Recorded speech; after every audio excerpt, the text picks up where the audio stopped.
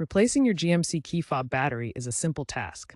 GMC models like the Sierra, Yukon, and Canyon use physical key fobs with coin cell batteries, typically CR2032. These models use physical key fobs with coin cell batteries.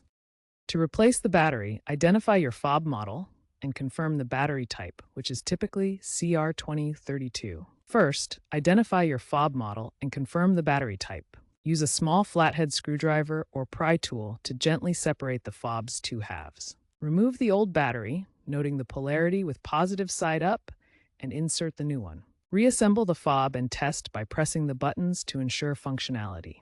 This process avoids vehicle lockouts and saves money by skipping dealership fees.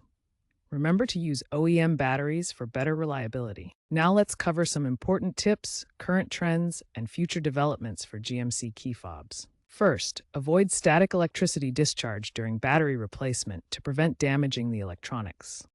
Second, ensure the battery is fresh to avoid remote start failures.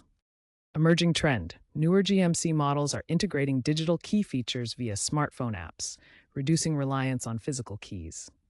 Future outlook: batteryless fobs using kinetic energy or NFC could eliminate battery replacements by 2030. Environmental trends: recyclable batteries are favored, with GM committing to 100% recyclable fob components by 2026. Cybersecurity concern: encrypted fobs are on the horizon to prevent hacking. Finally, properly dispose of used batteries to minimize environmental impact.